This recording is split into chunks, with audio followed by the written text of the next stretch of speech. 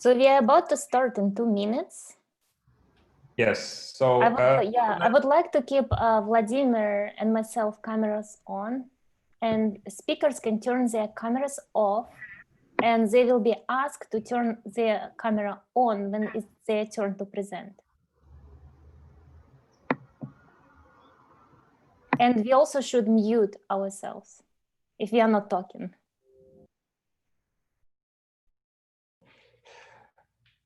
Okay, great. So just a reminder that each talk is roughly 25 minutes with 5 minutes for questions. The audience can ask their questions in the Q&A session on Zoom, section on Zoom. There is also a chat. You can try to put something in chat, and presumably somebody monitors chat and also Slack channel and put some things into Q&A session. So let's start. The first speaker is Stefano Fusi from Columbia University. And here is the title of his talk. And let me release the spotlight to Stefano. Okay, I guess you see my presentation now.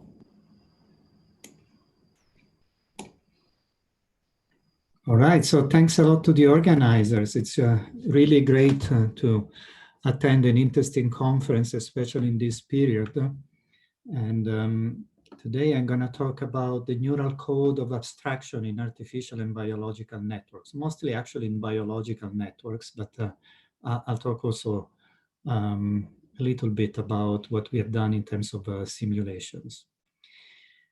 Okay, so most of the story is in this paper that is available on bioRxiv, and this gives me also the opportunity to thank all my collaborators, in particular, Silvia Bernardi, who did the experiment that I'm going to describe in the lab of Daniel Salzman, and Marcus Benna and Mattia Rigotti, who actually developed most of the theory and the theoretical framework in general. And this is one of the experiments that we analyzed and actually inspired most of what I'm going to talk about today. But I just wanted to mention that we see a very similar geometry in many other experiments that we are currently analyzing. And here, I don't even have time to go over the list, but this is a partial list of our collaborators, and it gives you an idea of how many experiments we already analyzed. Okay, so let me start with a very simple example, because most of my talk will be about the definition of an abstract variable. And I'll try to introduce a couple of measures to characterize the geometry of the representations of these abstract variables. So let me start with a very simple example. So let's say that you live in this MNIST world, which is very simple. You have only 4 digits in this particular example, but you have a lot of different samples. And of course, they're all very different. But if you live in this world and you want to rely on the regularities of this world to perform a task, for instance, you might realize that in some feature space, all these ones, they share property. And maybe you want to group them together and have a single representation for all these different ones. So that would correspond to a process of dimensionality reduction and probably what we can call legitimately a process of abstraction.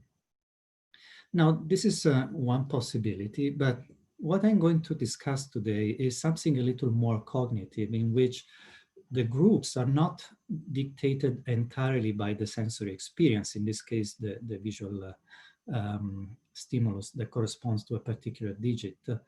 But for instance, let's say that you have a task in which you have to respond in a particular way when one of these images corresponds to a digit that is odd. So let's say 1 and 3 in this example, and differently when it's even. So for instance, to 2 and 4.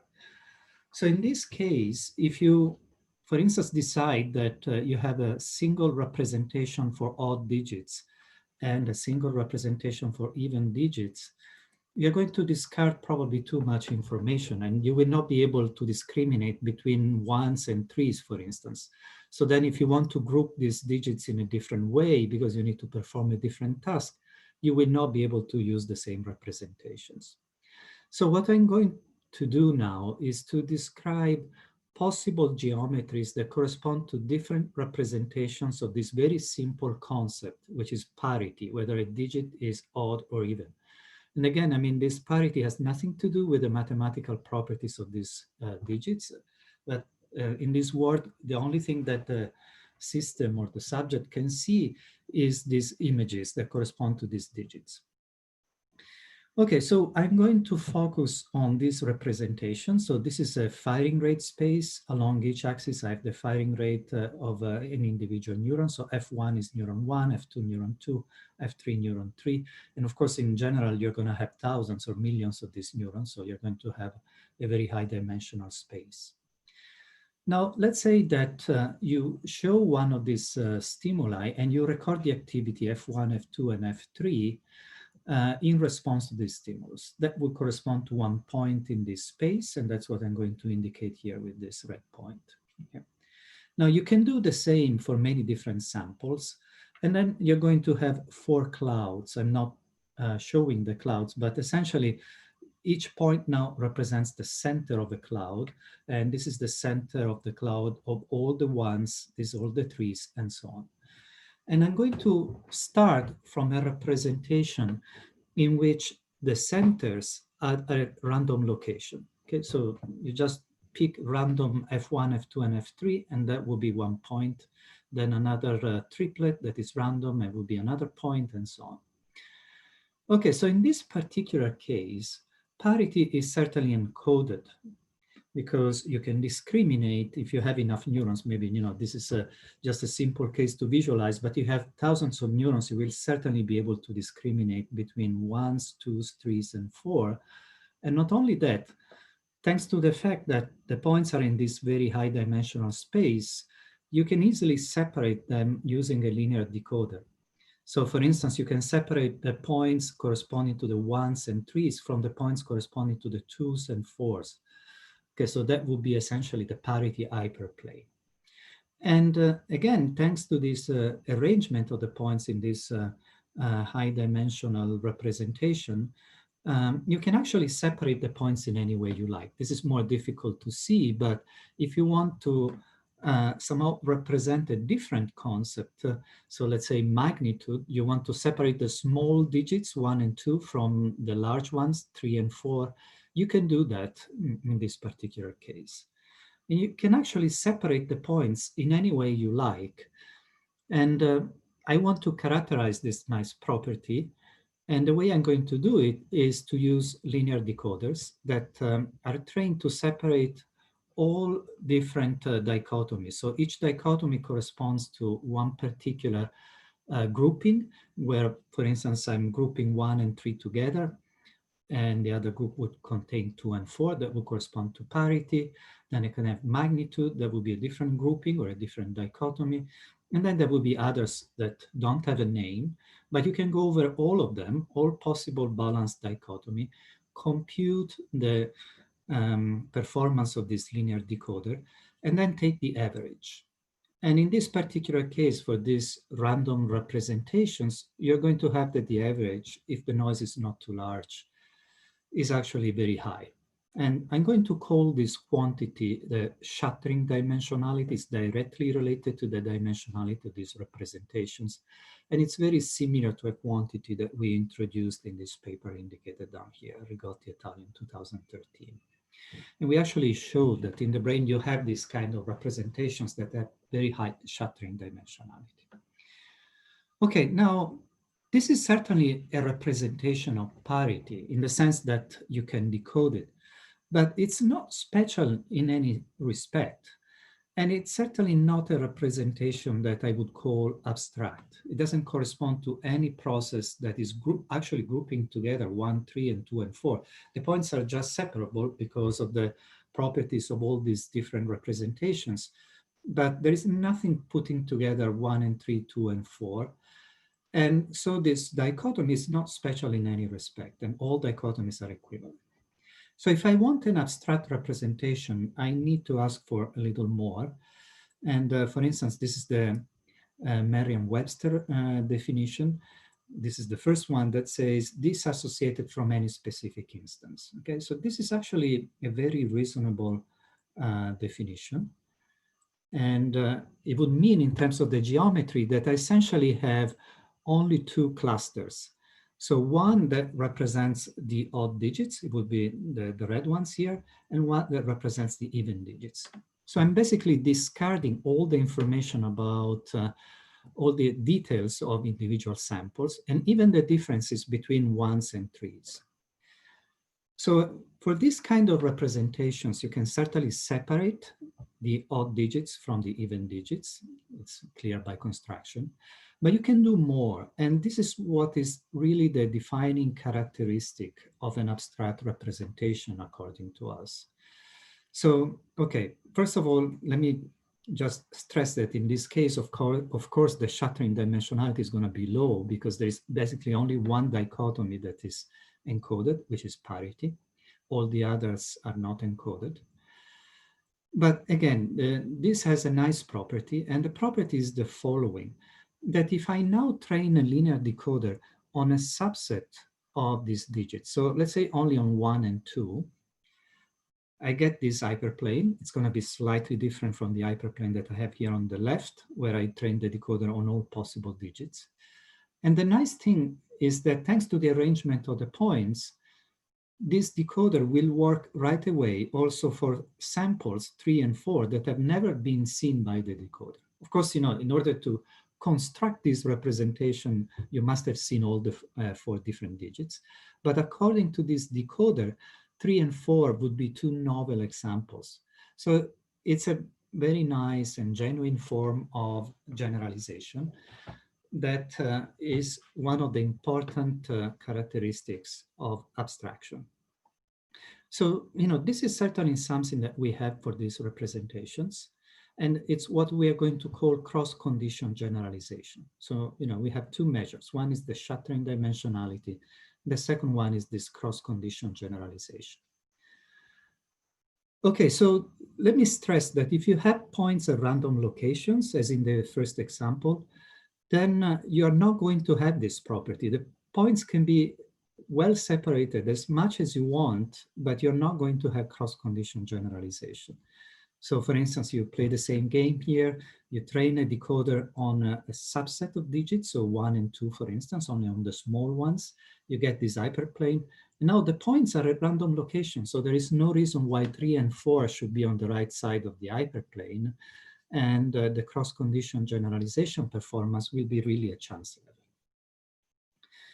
Okay, so now the problem with these representations here is that they allow for cross-condition generalization, but they allow you to encode only one variable. And we can do better in this high-dimensional space. So one way to do it is to, for instance, encode different variables in different subspaces. So in this simple example, let's say that F1 is going to encode only magnitude, and F3 is only going to encode parity. Okay, so now the points would be arranged at the vertices of a square. So this is an intermediate situation. It's not 1D as in the clustered case, and it's not 3D as in the case of random representations. It's something intermediate, and it has interesting generalization properties, because now you have that these 2 manifolds that correspond to all the odd digits here and the even digits there, they're a kind of parallel and they're low dimensional. So now if I play the same game, I train a linear decoder on 1, 2, I get this hyperplane. That would work right away also for 3 and 4. Now, the nice thing of this kind of arrangement is that I can play the same game for magnitude. It's totally symmetric. So also for magnitude, I can train on 1 and 3. So I'm training now a decoder to discriminate between small and large digits. That in this case means, you know, whether they belong to group 1, 2, or they belong to group 2, 3, and 4. And this would work and generalize right away to the odd digits that are here, so 2 and 4. So I have 2 variables that, according to our definition based on cross-condition generalization, are represented in an abstract format. Okay, so these representations are actually very popular in the machine learning community. They're called factorized representations or disentangled representations. And in particular, you should have a look at the work by Irina Higgins at DeepMind, in which she uses beta variational autoencoders to construct these representations. And I mean, there are many people working on disentangled representations, but she's probably one of the very few who is actually analyzing also some real data. So that's why I wanted to mention her work. Okay, so now with these representations, you have these nice generalization properties. However, we don't really see these neurons here that are highly specialized at encoding only one variable. They're really a very small minority, if any. However, if you take these representations and you rotate them in the original high dimensional space, you preserve the generalization properties because it's a linear transformation and we are using linear decoders.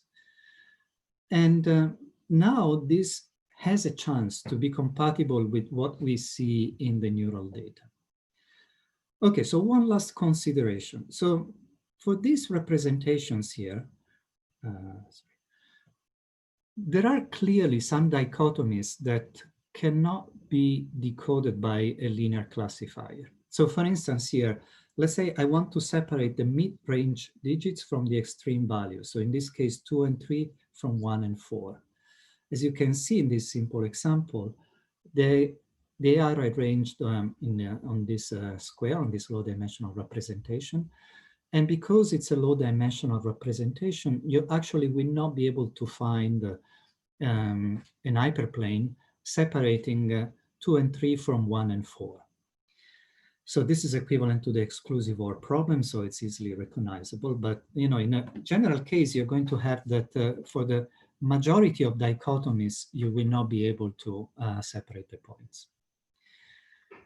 However, if you now perturb these representations, so you know you introduce these displacements in random directions in the original high dimensional space, it's very likely that then you will be able to separate the points also according to this dichotomy.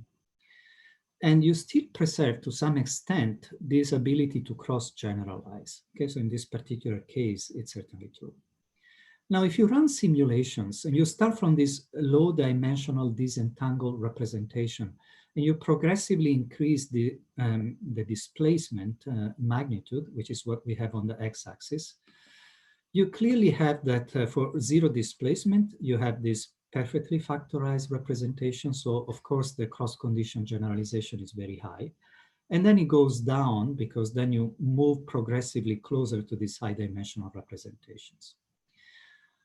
And there is always a trade-off. When you decrease this cross-condition generalization performance, you increase the shattering dimensionality. And here, when you have a large displacement magnitude, you can easily achieve the maximal shattering dimensionality. However, you know, these very simple simulations that are actually based only on 8 points show that there is a very interesting regime where both the shattering dimensionality and the cross-condition generalization performance are really high. And what I'm going to try to convince you is that actually that's what we see in the real data. Okay, so let me show you the experiment, the first experiment that we analyzed from Daniel Salzman's lab. So let me tell you what the monkeys were trained to do, and then I'll tell you something about the geometry of the representations. So the task would start by holding a bar, then the monkey is presented with a fractal. So it's a meaningless picture. And the monkey is trained to respond in a particular way to this fractal. So in this case, for instance, the monkey has to release the bar. If it does so, it gets a reward. And there are 4 different fractals and 4 different visual motor associations. So the monkey has to learn to respond by releasing the bar to A and C and keep holding to B and D. And if the monkey does the right thing, in case of A and B, it gets a reward. And in case of C and D, it avoids a punishment, which is a timeout. Okay, now the interesting and the most cognitive part of this task is that at some point, without any warning, we change the rule of the games. of the game. And basically, we use the same stimuli, but different visual-motor associations. So now you see that a monkey has to hold in response to A instead of releasing. And also the outcomes change in a kind of an orthogonal way. Then monkeys would switch from one context to the other, again, without any warning, multiple times. So the monkeys are really overtrained. They really know the game and they can perform extremely well, around 95%. And they can also do some very simple form of inference. When we switch from one context to another, we know for sure they're not relearning, because the very first time you present B here, of course, they don't know that we changed the rule. They're going to make a mistake. But then they can infer that the associations have changed for all the other stimuli. So the very first time you present A or some other stimuli, they can perform correctly, and they actually do perform correctly. Okay, so now let's look at the geometry of the representations. So this is the decoding accuracy for context, and it's in 3 different brain areas. In the hippocampus, dorsolateral prefrontal cortex, and in ACC. They recorded from all these different areas simultaneously, and you see they have a lot of neurons. And you see that this is the decoding accuracy as a function of time. They clearly have, we can certainly decode context with very high accuracy, also in the interval preceding the stimulus, which is probably when you need to encode the context. However, as I pointed out earlier, the fact that you're decoding context doesn't tell you much about the fact that context is represented in an abstract format. So let's look at more closely at the geometries. Now, we projected the data down from the 700 dimensions to 3. This is in the hippocampus. And the 4 points correspond to the centers of the clouds of the trials that are indicated by this letter. So A, B, C, and D are the stimuli. H and R, hold and release, plus and minus are whether the monkey got a reward or not. And the yellow circles correspond to the cases in which the monkey actually got a reward. Okay, so you see some clustering. So, maybe that's the way they're representing it. But if I now rotate this, you see that there is a lot of structure here. So first of all, you see these 2 relatively low dimensional manifolds, these 2 planes that are kind of parallel. And also the points are very nicely organized. So the yellow points are all on the same side, for instance. Now look at dorsolateral prefrontal cortex. This is even more interesting because here, if you do any cluster analysis, it will not pass the test. Because this distance here is larger than the distance between the 2 contexts. However, you still have that nice geometry. And it's very similar also in ACC. Okay, so you shouldn't take this too seriously. This is a projection in 3 dimensions, but you can do the analysis in the original high dimensional space. And the way we did it is essentially what I just told you at the beginning to characterize the geometries. We computed the shattering dimensionality and the cross-condition generalization performance. And given that we didn't want to make any assumption about the variables that are encoded, and we had only 8 different conditions, we actually tried all possible dichotomies. So we wanted to discover which variables are in an abstract format. So for instance, if you group the trials in this way, they would correspond to context 1 and context 2, so that's variable context. You can group them according to whether the monkey was rewarded or not, and that would be another dichotomy value. Or you can do it for dichotomies that actually do not make much sense, but they don't have a name. But who knows, maybe these are represented in an abstract format in the brain. Okay, so here now I'm going to show you the results for all possible 35 dichotomies. So these are in the 3 brain areas. And the empty circles is the decoding accuracy for all the dichotomies. And the filled circle is the cross-condition generalization. So you see that, first of all these points indicate that you can basically decode almost every dichotomy. Actually, this is in the interval preceding the stimulus. So the firing rates are relatively low, but if you look at other intervals, you can decode all the dichotomies. Now, the shattering dimensionality is pretty high in this case.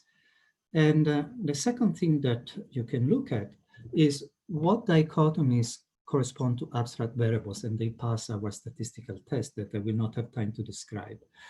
So you see the context is certainly encoded in all the three brain areas, and it's also in an abstract format. And then we have value that is always very strongly encoded in almost every brain area. And action is in an abstract format in prefrontal cortex, but not in the hippocampus. But it's interesting because we can still decode it. Okay, so in the last 2 minutes, this is just an example. You can actually draw a lot of conclusions from this analysis, but I don't have time to go over all the different aspects that we analyzed of the experiment. You can find them in the paper. How can we get this in a model? Okay, so we go back to this simple example, and I'm using now 8 different conditions. Sorry, I closed the door. Okay, so now we have 8 digits, and we separate them into odd and even. And now we train a very simple network, not using any of the sophisticated methods that are available now, like the variational autoencoders, but we just trained a network to report whether the digit is odd or even. And at the same time, we do it for small and large, because we want to see whether the network is going to represent 2 variables simultaneously in an abstract format. So now, if you look at this last layer, and you do the same analysis, and this is also a test for our method, essentially, because here we don't know whether we should get this geometry, but we know that if we get it, the only 2 variables that should break the symmetry are actually magnitude and parity.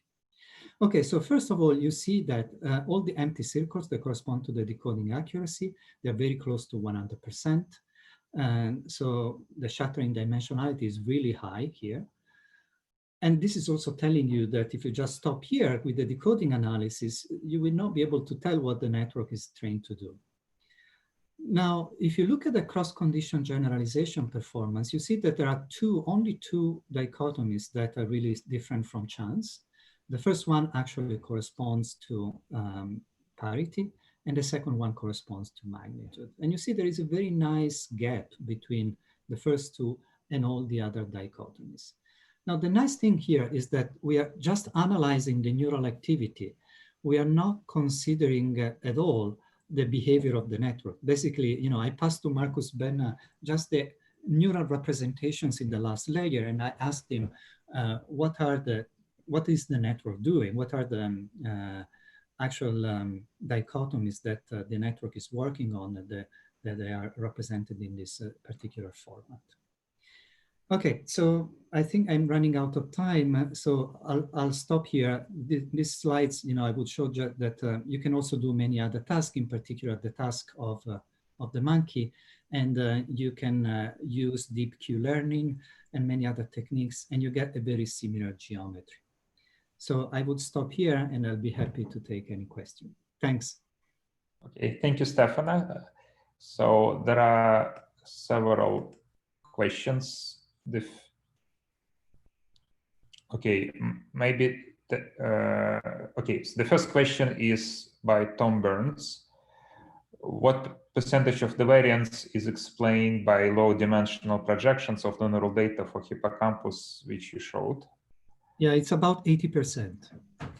Okay, and also the second question from Tom Burns is, your methods assumes linear separability and rate coding.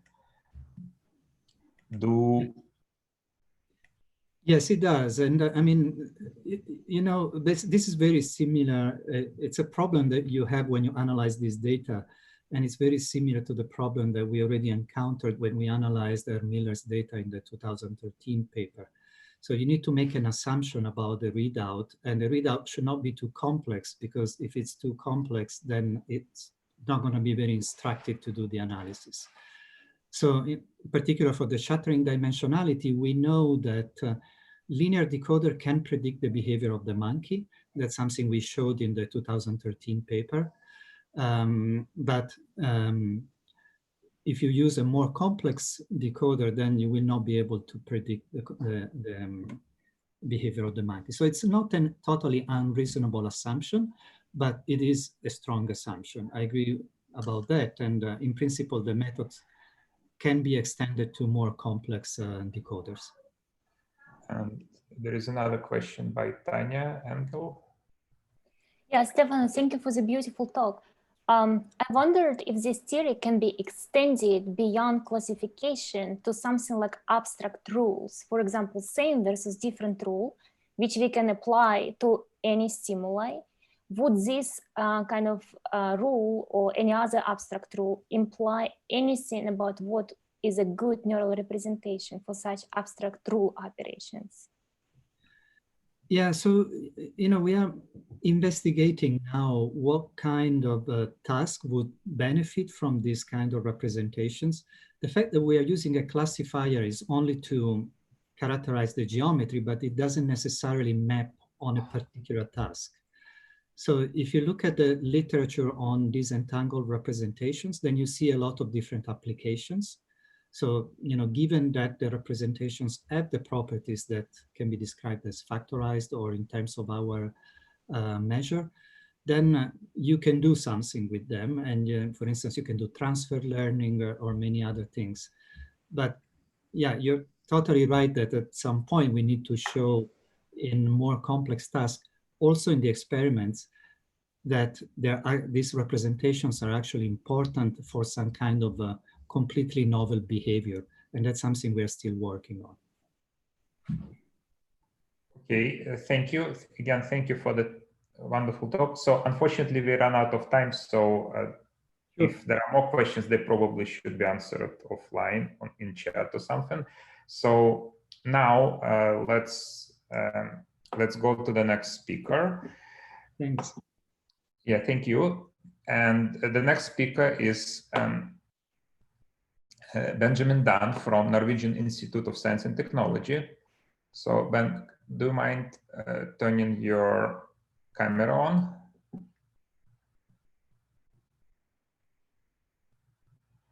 Ben? Yep, sorry, I'm here. Okay, right, great. So, does it look okay? Wait, no, it's not in slideshow. There we go. Is that better? Okay. So I'm Benjamin Dunn. Thank you to the organizers for organizing this nice event. As Vladimir said, I'm in Norway at NTNU. And I'm going to talk today about some work that we've been doing on looking at the state space of the activity of grid cells. Okay, so sorry, it's just okay. So the overall question that I want to talk about today is what is the underlying feature of the network activity of these grid cells? So I'll get into the details, but you can look at it in the context of the classical square environment versus an environment where grid cells can get screwed up, and then also in sleep. And these are all the lovely people that did the work, in particular Eric and Rich, who's over in the Moser lab with Edward and Maybrit down the hill. So. Okay, so grid cells are really fun neurons, and they're characterized by this very peculiar firing pattern that is spatial in nature. So up here in this video, you can see a rat running around as Dory or Jonathan Whitlock, either Dory Dirtickman or Jonathan Whitlock were throwing in crumbs, and the rat was running around, and then whenever the neuron fired, there was a dot placed in the location where the head was at that moment, right? Of course, after the fact. And at first you don't see much of a pattern, but as the animal just runs around the environment over, I think it's about 20 or 30 minutes, you see this beautiful pattern coming out, which is hexagonal in nature. And the cool thing is that if you look at multiple neurons, so down here on the bottom here are 5 or 6 neurons, each of which is recorded on a different tetrode, so it's probably not the same neuron. And each one has pretty much the same pattern in the sense that the fields are spaced the same way, and the distance between the fields are about the same. On the top is the spike map, and the bottom is the smooth drape map. And you can see the diameter of the fields and the spacing is just about the same in each of these neurons. But if you look carefully, you'll see that they're oriented, the orientation is also preserved, right? So relative to the wall, but they're shifted relative to each other. So if we're going to overlay these, you'd find that the fields are slightly shifted always a little bit to the left or the right or whatever for each neuron, suggesting that together they tile this space, all right? And this, of course, inspired many models. In particular, it inspired this notion that the underlying activity should live on some sort of toroidal manifold. So here is, again, an example of a single neuron. And as you would expect in an hexagonal pattern, the fields are repeating in two different directions. So one sort of left to right and the other one up and down, right? And if we cut out this little parallelogram and stick it over here, right? Again, we can see that in order for it to align, you actually have to connect around this way and then connect that this way, right? So if you follow those lines to apply those the periodic boundaries, you get this nice torus, where here is one circle of the torus corresponding to one of these. You can't see my finger. That one. And then this one was the other one, right? So it gives you this nice little donut where the field now of that neuron is mapped onto that location of the torus, suggesting that the toroidal representation of that single neuron is right there.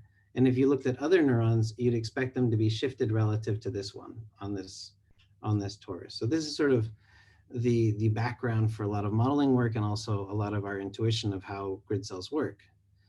But if you look in environments where you have grid cells that aren't square environments, so for example, here in the top left, you have this hairpin maze where the animals are just going back and forth all the time, then you don't see a very stereotypical, or you don't see a hexagonal pattern across the environment, right? It seems to be resetting at each time it goes around.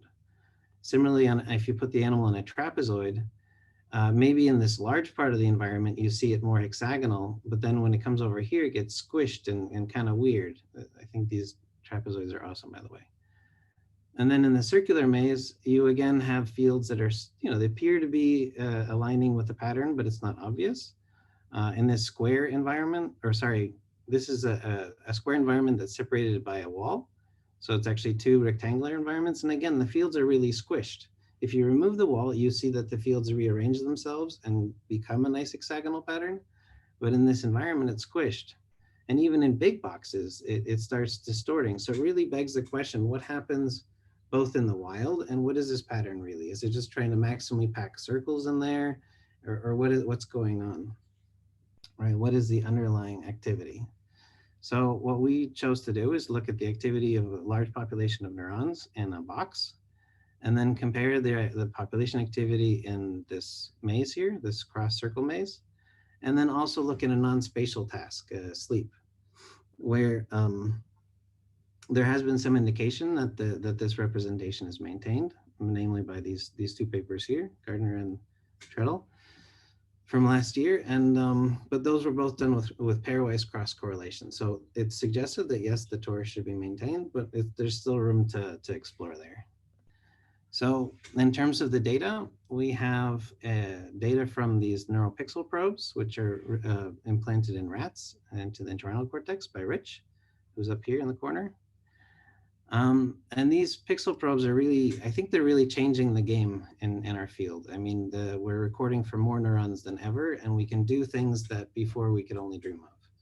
For example, in one of the rats, we have 124 grid cells recorded simultaneously from a single module. So you see all these neurons have pretty much the same spacing, orientation, just like those 6 that I mentioned before, only now it's 124. So it really opens the door to do things that we couldn't do before.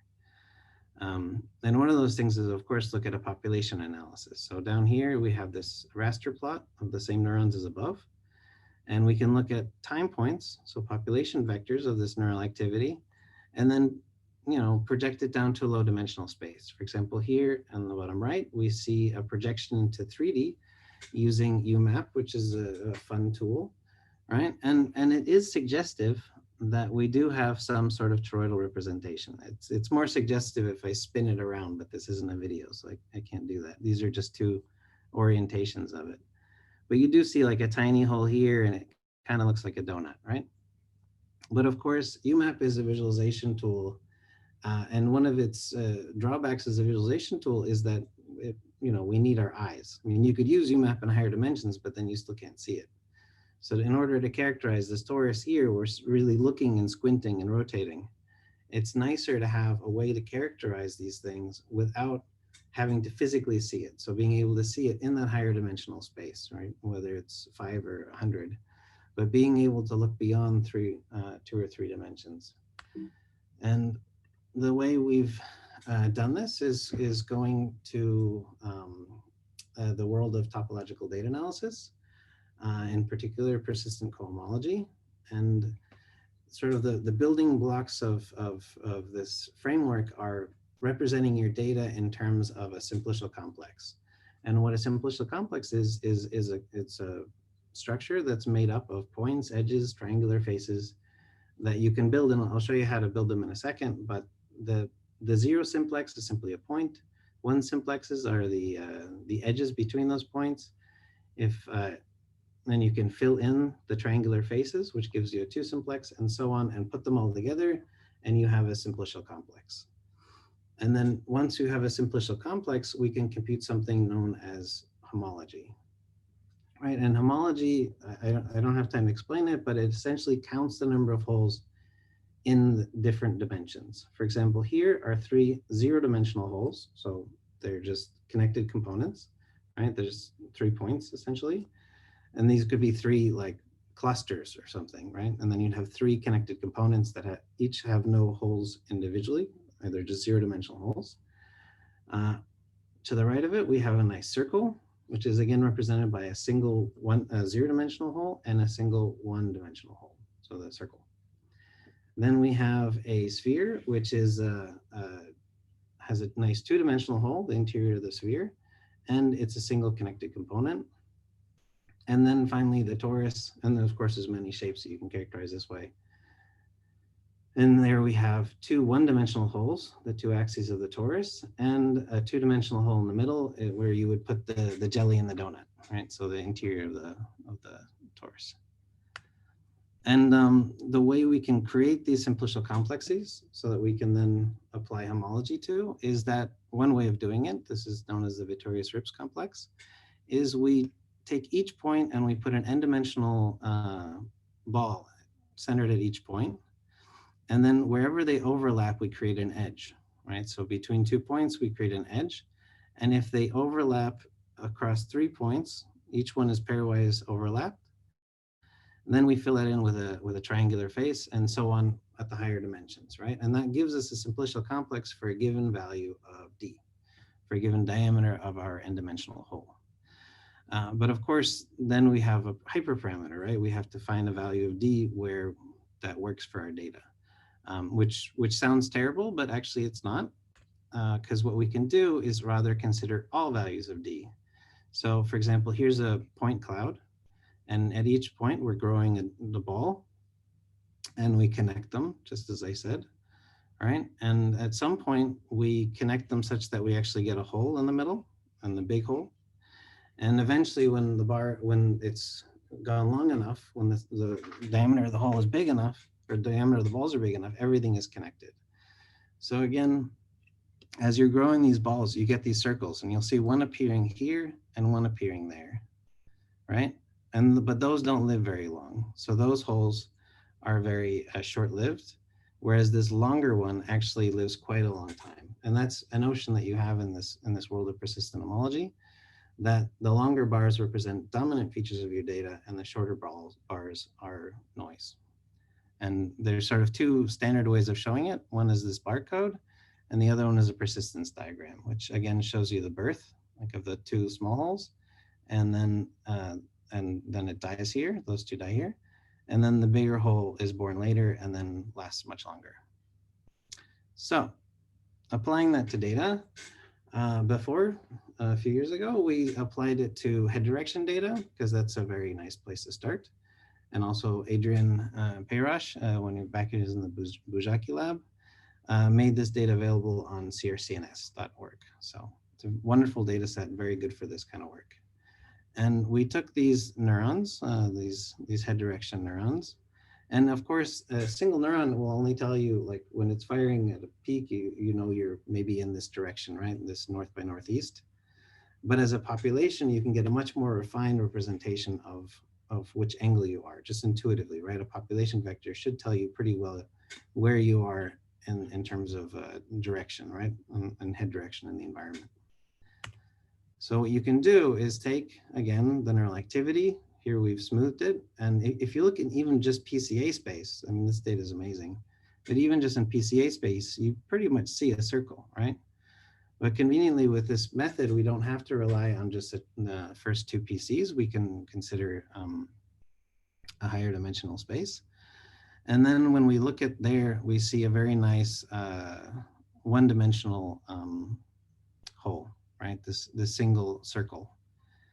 And then using a method known as a circular parameterization, we can map this hole back to the unit circle. So it's nice because we can actually identify this specific 1D hole and then map it onto the coordinates of a unit circle. And then here I've color-coded, or Eric, this guy Eric Rebucken, who did the work, color-coded the points on the original point cloud according to the unit circle that was decoded. And on the right here, we had a video showing the animal's head direction from the tracking and head direction from the internal circle.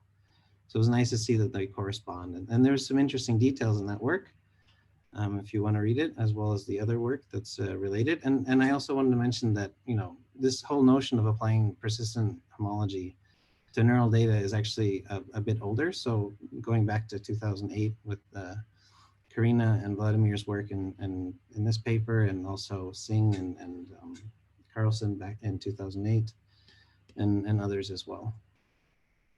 And so back to the grid cell data. What we were hoping to see is identification of a torus, right? And as we said, what we want to see from a torus is two one-dimensional holes and one two-dimensional hole where the jelly goes, right? And so we have this data, and we can take, for example, the data from this animal Roger and look at the second module. Well, sorry, that's arbitrary, right? This just happens to be the second module. In this data set, we found 3 modules of grid cells. And if we take that population activity and use this method, we see one very long bar corresponding to the connected component, the 0-dimensional hole, 2 long bars here corresponding to the one-dimensional holes. So these 2 one-dimensional holes, and then one void, one two-dimensional hole in this represented by this long bar, and lots of little stuff that we assume is noise, right? So from now on, the work you can assume is done by Eric Hermansen, which is this guy here, this very nice PhD student. So if we look for this in many of the data sets, so in all the data sets we find, or that we have, you see across different modules of different sizes, we see again this same, what they're called Betty numbers. So this 0-dimensional hole, 2 one-dimensional holes, and one two-dimensional hole, like a void. In the square environments, as well as in the plus circle, in this cross circle maze, and the other ones as well, I just ran out of space. And so for one important thing is that just because we have the Betty numbers 1, 2, 1 doesn't mean we actually have a torus. You could have a different shape that also has the same Betty numbers. For example, a sphere with 2 circles, 2 one-dimensional holes attached to it. It would be weird, and I wouldn't know why we have that, but we could theoretically. So one very nice thing that we can do is, like we did with the circle data, is we can take these one-dimensional holes and map them onto a unit circle. So now we have a decoding of the position of the activity on each of these one-dimensional holes. And remember, we think these correspond to these circles of the torus, right? So if we take those 2 one-dimensional holes and then map them back onto space, it should give us the 2 periods of the grid pattern. So here we see one that's going up and down, and then we see another one relative to it, right? So this is 60 degrees, more or less 60 degrees rotated relative to the first pattern. and also the spacing between these bumps. So this is basically a rate map of the decoded angle of the neural activity. So you look at the spacing here, it's 0.76 meters. So this suggests that we have a representation here by those two circles of this tile, which now looks very similar to that tile we talked about earlier, which is the repeating tile of the hexagonal pattern, right? Suggesting that not only do we have a torus, but we actually have an hexagonal torus.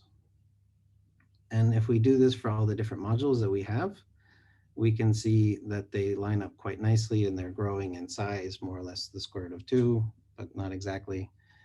And then also in the different conditions. So here's the red and the blue are the open field in this plus circle maze. So another thing we can do with the decoding is look at it, right? We can look at it as the animal is running through the environment. So here we have the animal going through space. So you see his real trajectory. And at the same time, you can look at the activity across the toroidal mapping, right? And you can see that as the animal's going left, it goes left. As it goes down, it goes down. And it's repeating because, well, now the video is repeating because it's on a loop, but the activity is repeating over the edge of the torus back and mapped onto the opposite side because it's a repeating tile, right? It's the toroidal representation of the activity. The nice thing is that we see a good mapping between the decoded trajectory on the torus and the trajectory through physical space of the animal. And of course, looking at this mapping, you say, well, they're not exactly the same. They're close, but they differ occasionally, right? And are those differences significant? Meaning, does one explain the neural data better than the other? So we looked at it 3 different ways, in terms of trying to compare which one is better. So again, you can look at the activity of the single neurons as, here's physical space and here's the toroidal mapping. You get a single field in that toroidal space. And so now we can calculate things like the spatial information, by the Skaggs and McNaughton approximate mutual information, and compare the scores you get from it. And that's what you see up here. And here the toroidal representation explains more, both in the open field and the funky maze.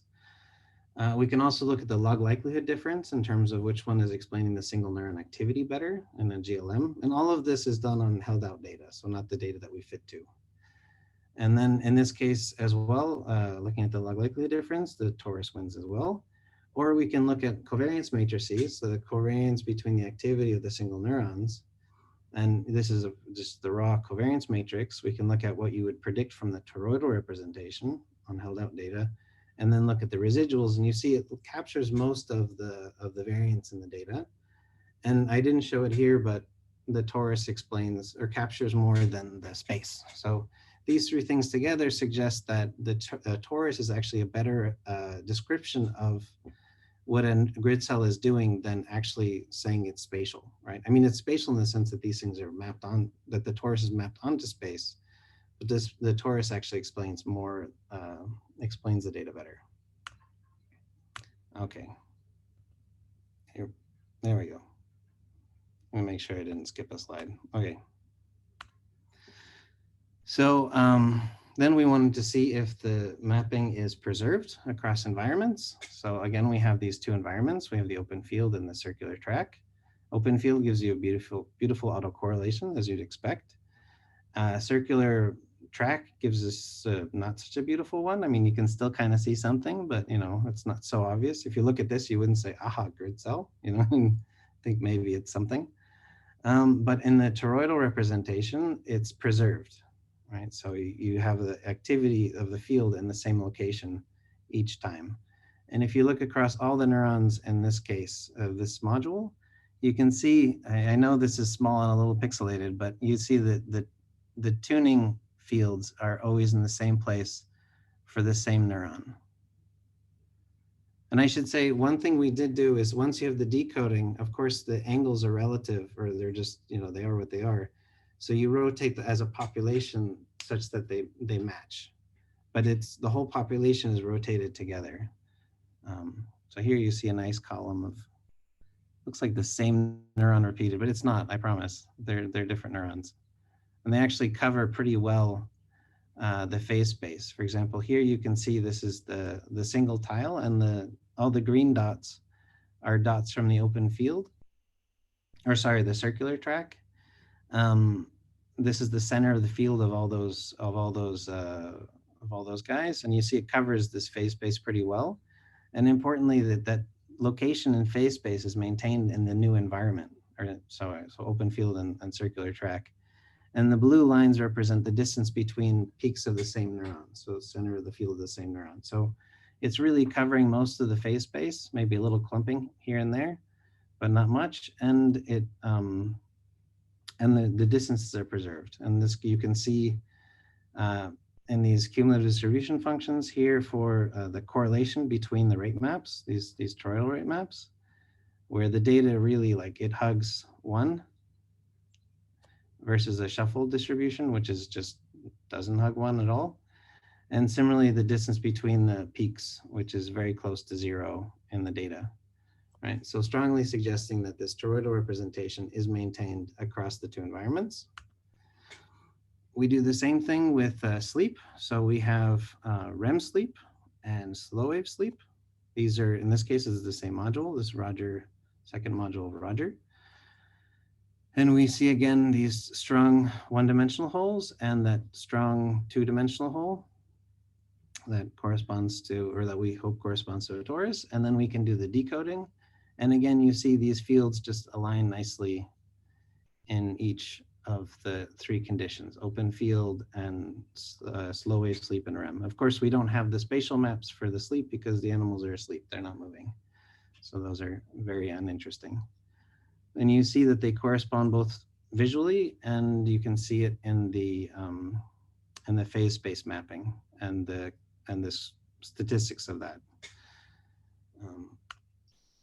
And I just wanted to throw in a whole bunch of them so you can see that it's very remarkable. And we have this is just one module. We have a bunch of them. It's very fun to watch. So as a summary, we have, cool. We have characterize the state space, or a notion of the shape of the state space of a grid cell module, and we found it to be toroidal, hexagonal torus. And we find that this is maintained across environments and during non-spatial tasks, such as REM and slow wave sleep. And we find that the torus actually explains the neural activity better than physical space, which was a bit of a surprise. I was actually expecting physical space to be a little bit better. And something I didn't show because I didn't have time, but this of course fits very well with the predictions it fits very well with the modeling work of the continuous attractor model. So if you generate data from different attractor models, you see the same thing. And of course that framework, you have fixed connectivity, so it predicts that you will always maintain the activity on the torus. So it's very cool. So again, here's all the people who did the work, mainly Eric and Rich. And then Eric Rebucken, he did the head direction stuff. These are funding agencies. And just a quick plug, we have an open postdoc position starting soon. Norway is a great place to live, especially during pandemics. And the social system's amazing, and it's a good place for science. We have, Nobel Prize winners and stuff down the hall. And it's a great place. So anyone interested, please email me. It's a 3 or 4 year position, depending on if you want to teach or not. Okay, so, there we go. Very wonderful talk. So now is the time for questions. So the first question is by Cosio, and the question reads as follows: how do you determine which components in the birth-death diagrams are noise? Couldn't a short component also be due to more fine-grained but stable structure of the manifold? Yeah, so that's a good question. So what we did here, which is kind of a hack, it's not an established way. I mean, this is a general problem within the world of persistent homology, like what is noise and what isn't noise. It could be interesting even though it's not long, right? What we did here, sort of as a second check, which is a standard hack in neuroscience, is that you shuffle things. So you take each activity of each neuron and you shuffle it randomly a whole bunch of times. And then each time you have, you've rolled the neural activity here and there, you go through the whole method again and you count the number of holes. And that gives you some notion of what you'd expect by chance. And that's what these orange bars here is, that it's what we think is the chance level for these features to appear. Yeah. Okay, and we have time for just one more question. So another question is from Tom Burns. Well, actually, it's 3 questions, but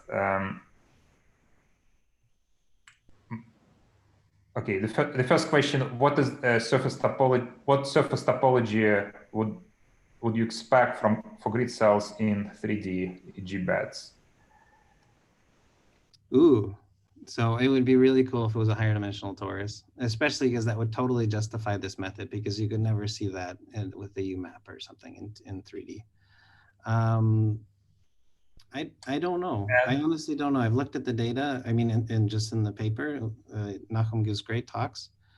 And so I guess Taurus, but I honestly don't know. Sorry. And the last question is philosophical. Maybe since we have short on time, you can answer it briefly. Okay, topological data analysis seem to always suggest low dimensionality represented by lots of neurons. If true, why did evolution give us so many neurons to encode something so low dimensional? Ooh, redundancy. Very good. That's perfect answer. So unfortunately, we have to stop. And other questions perhaps can be handled online. And now is our next speaker, Tatiana Sharpi from Salk Institute. So, Tatiana, are you here? Yes. Here, okay. So we share the screen, right? Yes.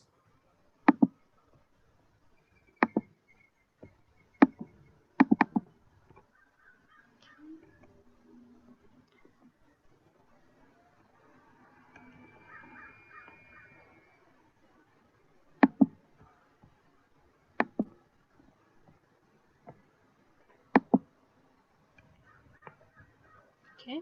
So I guess should I start? Yes. Somehow I don't have a clock, so let's see. I will message you 5 minutes before the end. Okay, good. So we will continue with the theme of nonlinear geometries in neural data, and I will present an argument for hyperbolic geometry in the olfactory system. And we will look at 2 aspects of the olfactory system. One is the input to the olfactory system, the natural orders, quote unquote natural. Of course, there's always a question of what we define as natural, but in our case, we looked at orders produced by plants, such as strawberries, blueberries, and tomatoes, shown here, as well as some from mouse sources, from animal sources, and then human perception. So I would like to, as the start of the talk, I would like to describe our reasons for looking for hyperbolic geometry in the data. So there were roughly 2 reasons, they're overlapping. One is that if we think that, in any sensory system, what we are getting is the result of some underlying process. The same thing is true in vision or olfactory auditory processing, but in olfaction what we observe are molecules, and these molecules are produced by metabolic processes in a plant. And although there are many genes and in principle large number of programs, in practice you would think that there is actually a small number of decisions that a plant can do. So it can for example, decide to grow if it feels that it's being overshadowed by other nearby plants, or it can decide to invest in chemical defenses. Maybe some antibacterial or antifungal pathway will be turned on. Or there in a fruit, there can be a ripening pathway. So what we observe with our senses are molecules, but in reality, and what we are interested in when we choose a fruit or choose other food also, we are interested in what's inside. So what was the underlying process that produced those molecules? So if we have in many aspects of biology, the underlying process is hierarchical. And if that is true, then the hierarchical process that is unobserved, but what we observe is the endpoints of that process, then the underlying space will be to the activity of the network that is observed will be hyperbolic. So that's one of the motivation for looking for hyperbolic geometry. And recently, many people have shown that for embedding hierarchical data, either it's in visual or auditory domain, it works better if using hyperbolic geometry, in part because you have an exponential expansion of states, and therefore you can represent tree-like data as in visual natural scenes better with these spaces. So that's one motivation. And then another motivation is that it turns out that if we have a network that conforms to a hyperbolic geometry, then you can communicate efficiently between parts of this network using only local information. So, for example, of what this means was presented by Krukov and collaborators in this Nature Communications paper, where they studied the connections within internet. And in the internet, if I want to send a signal from one node to another, in principle, to find an optimal path, I would like to, or I have to know pure connectivity, full connectivity between nodes in the network. But that's difficult to do because the network is changing and I have to download to each node the global map of the network. Instead, what they showed that if the network conforms to the hidden hyperbolic geometry, then I can assign coordinates to each node, hyperbolic coordinates to each node, and then I can send information from one node to another node. I only need to know the target coordinates and coordinates of my neighbors, and then closest along the geodesic towards the final coordinates.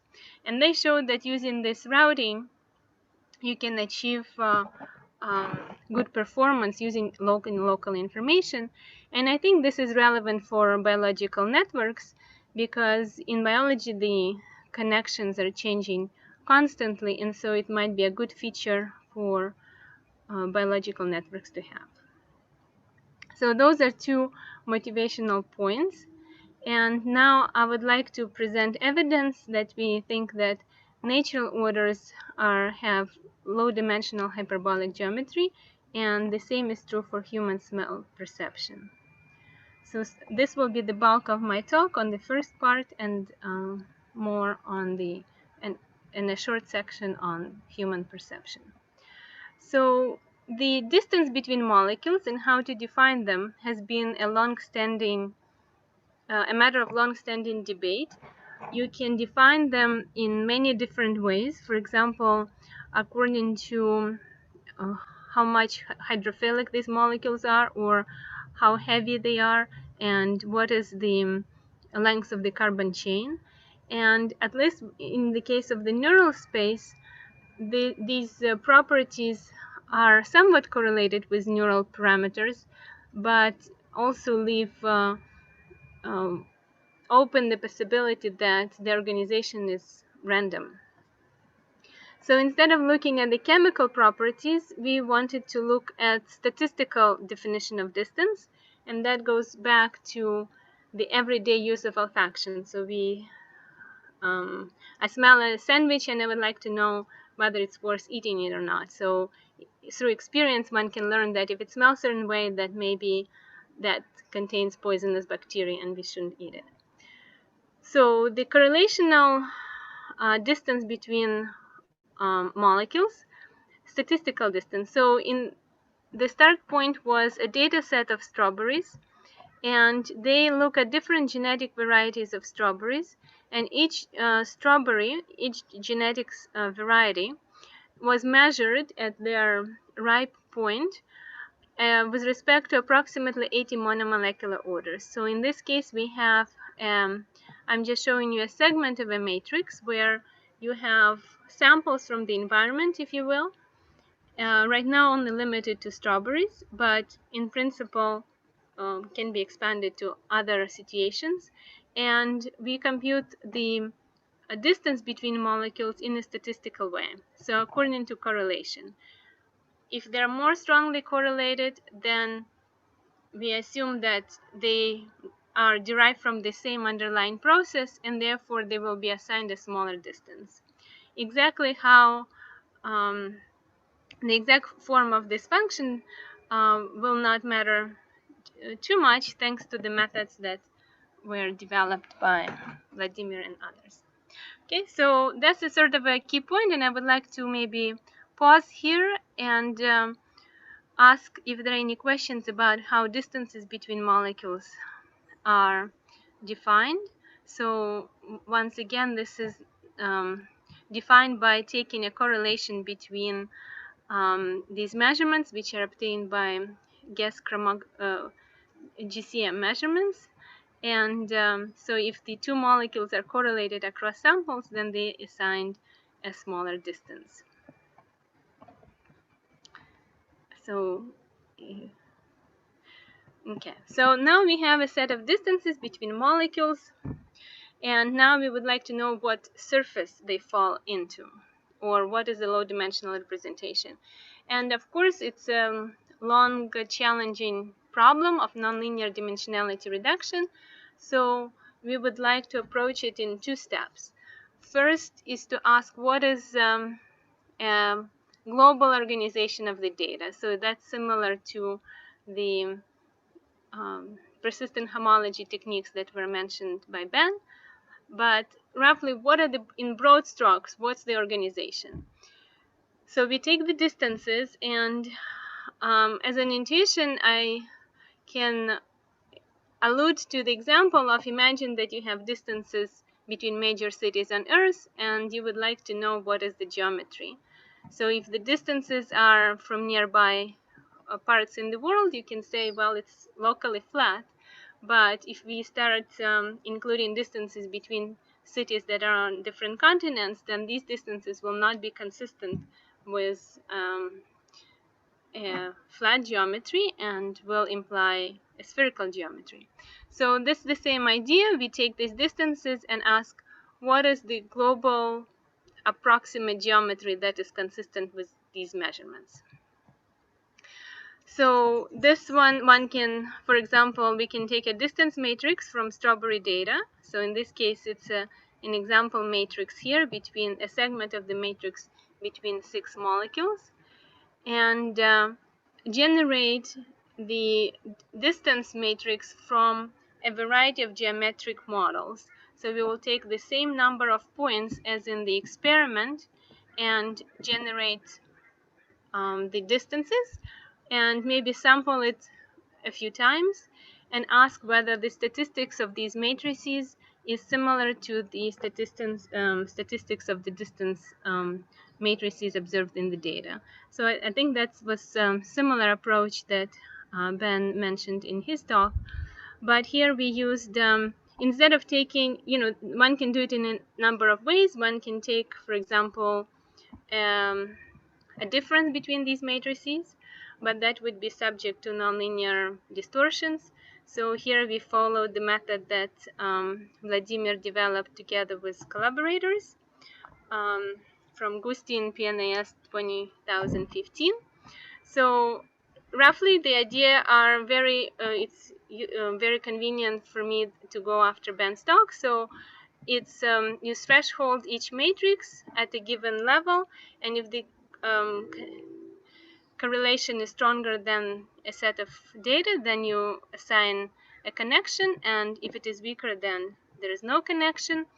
And then this network is evaluated according to the number of cycles it has in many dimensions. So it's very similar to the persistent homology technique.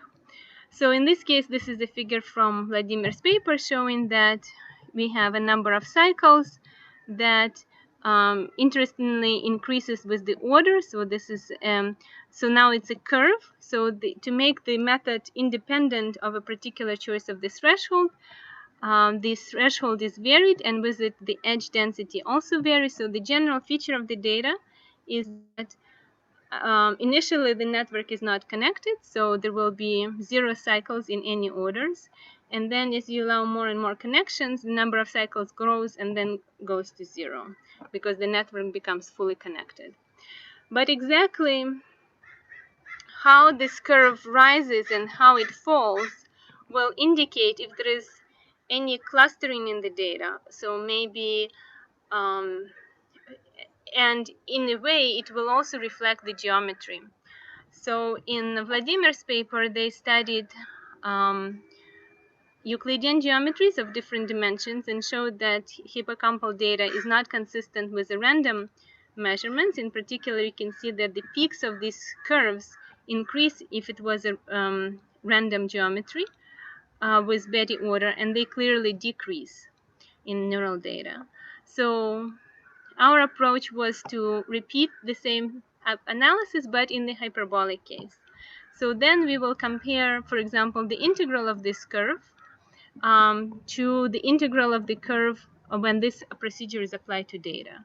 So that's another way of addressing the question of what is significant, persistent homology. Is it persistent enough or not? So instead, we can look at the integral and the shape of the curve altogether. So here would be one hypothetical example that the integral of the curve for the cycles in dimension 1 will be here, dimension 2, dimension 3. We do not look at higher dimensions for reasons that I can go into during the question and answer period. But the ideal case would look something like this, where you have a measurement from the data, and then you have a range that you would expect if you sample this set of points from a given geometry that one hypothesized might be true.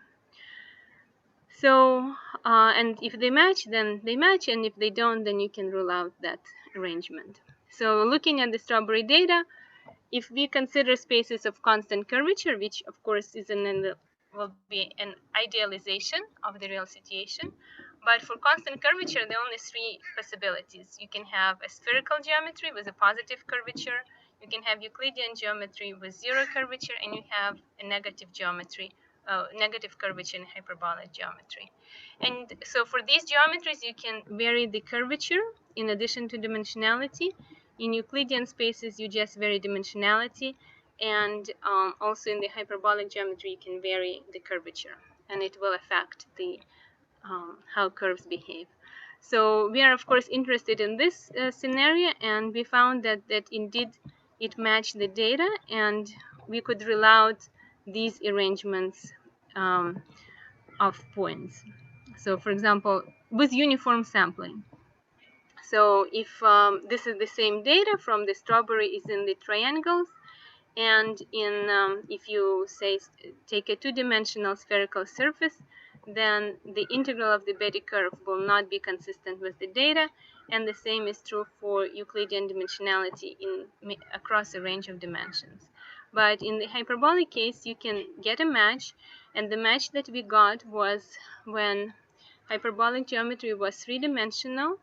It had a certain value of the curvature, which in our units was 7, and then it was consistent with the data. So then you can follow up in more detail about how exactly the points were distributed in that space, and I will be showing that data in a few slides. So before I do that, I wanted to show that the results generalize across data set. So originally, I asked Yuan Chen, was the student who tried this analysis, to analyze the strawberry data, and we found that the hyperbolic geometry matched in terms of the integral, but not the Euclidean space. And then he came back and said, well, there are more data sets. There is a data set of mouse urine, blueberry, and tomato. They all have different number of points, approximately between 40 and 80 measurements of different molecules in each of the data sets. These data sets are partially overlapping, of course, not between strawberry and mouse urine, but between the fruits, they are overlapping. So it was curious that approximately the same geometry in 3 dimensions and with approximately the same number curvature value accounted for the data, and one can characterize this curvature as approximately the branching ratio of the network. So we could say that the complexity of the network that generated this data was similar for strawberry, mouse, blueberry, and tomato. So that's with different amounts of small noise added to the data, which I think to account for experimental errors. So now we would like to visualize it. So this one, topological tool provides a quick assessment of whether the data is consistent with a given distribution, but now we actually want to see the points in that space. So here we use a multidimensional scaling together with the hyperbolic metric. So instead of, we know that it's a 3-dimensional tree, and we are going to represent this tree using a construction known as the Poincare sphere. One can roughly think that this sphere is an overlap of a tree. So the distance, if I want to compute the distance between 2 points in a tree, I should go towards the center of the network and then back out. So in the Poincare ball now, which is filled, the distance between points that we derived would be, like, between any of the 2 candidate molecules, the geodesic will go towards the center of the sphere and then back out. So this is to emphasize, I mentioned that we think that the spherical space is not consistent with the data, and here I'm using a sphere to visualize the data. This is geodesic is drawn to emphasize that this is not an ordinary sphere, so we do not compute the distances along the sphere or as a straight line as if it was Euclidean space, but we compute the space according to this shortest distance according to the hyperbolic space. And you can see now these points, each point is a molecule, and the distance between them reflects how correlated they were in the natural world. So we can also see it, I'm showing it in 3 dimensions, such that you can see that all the points are distributed on a shell in this space. So the space is approximately, even you can say, 2-dimensional. And the biological interpretation of this finding was that we are observing molecules that represent the final product of the metabolic activity. They are volatile molecules, and therefore, because they're flying away, they're not combining and making, causing chemical reactions to new products. So roughly, they're all at the same, there are no points that are in the middle that correlate with both, with 2 or more end products. So now there is a first link to perception comes if we combine the data from, say, strawberry and tomato, because they're overlapping, have a set of overlapping anchor molecules. And then you can color, so even though the position of the points is by how correlated they are, and the color of the points is how their concentration was correlated with a human pleasantness index. So one can see that there is a clear topography here with kind of all points around this pole of the most pleasant fruit is, this is sort of the pleasantness axis, that would be the olfactory coordinates of the most pleasant fruit for across different humans. But of course, you know, even though these are all molecules, presumably more or less pleasant, but you would see the region that is has higher pleasantness value, and there's an opposing region of less pleasantness value.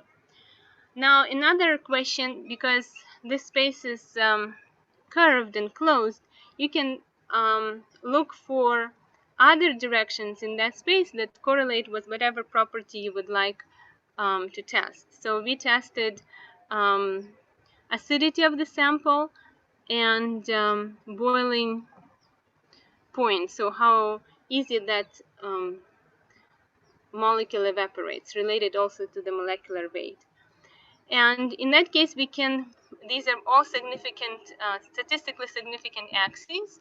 So the pleasantness axis, if we take a subset of orders, find the axis, and then predict on a new set of orders, has a stronger correlation than in previous work, by about maybe 10%, but in olfaction that's significant.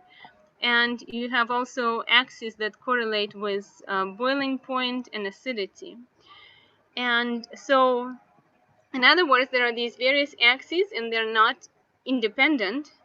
So you can, if I know coordinates on the boiling point and acidity axes, I can predict how pleasant a new molecule will smell, which is one of the open questions in olfactory research, to predict how something will smell based on its physical chemical properties. And here we have a new set of coordinates to address that question. So now we can progress to follow up more on the human smell perception. So we are switching from the inputs to the rankings that are made by humans. And so here we used a different data set. It's by Dravniks from 1985. They used 127 odorants. And unfortunately, they were very different from the odorants that were in the strawberry. And each odorant was ranked by many, across more than 100 observers, on a number of categories. So you can say an earthy, whether it's chemical or natural, whether it smells like mushroom. So these categories differ in how broad they are. And now we would like to use these rankings, and we will define distance between them according to just the Euclidean distance between them. We use the Euclidean distance as opposed to correlation, because if something is correlated but the rankings are opposite, then these orders shouldn't be placed into a smaller, closer to each other. So using these, so before I go into our analysis, I wanted to show you data from a previous work by other groups from Weizmann Institute. I have to interrupt you. We have like 4 minutes for questions. Yes, good. Thank you. 4 minutes. So am I completely done? 4 or do I minutes have... before the next speaker starts talking. Yeah. Okay. So we leave some time for questions. all right. So this is data from previous work, and you can see that even in their representations, you can see the evidence of hyperbolas, even though they're not. In the case of Alex's data, they did talk about potato chip geometry, so that would be an everyday example of hyperbolic geometry. So now I will just briefly show you data from perception, and we analyze these Betti curves. This is from the data, and you can see that the Euclidean space in 3 dimensions fits worse than the hyperbolic 3-dimensional curve. And we try to optimize the curve to fit the first Betti value, Betti curve, and then test on the second. And one can see that the hyperbolic solid line is a much better fit to the data than Euclidean data. And then here is across different dimensions. such that other higher dimensionality is also consistent with the data, but they start to fit progressively worse. And that would be sort of the lowest dimensionality. So now here is the hyperbolic MDS visualization of this space. And now the space is filled because we think that some of the orders are based on the categories that are observed. They're sort of the generalist orders.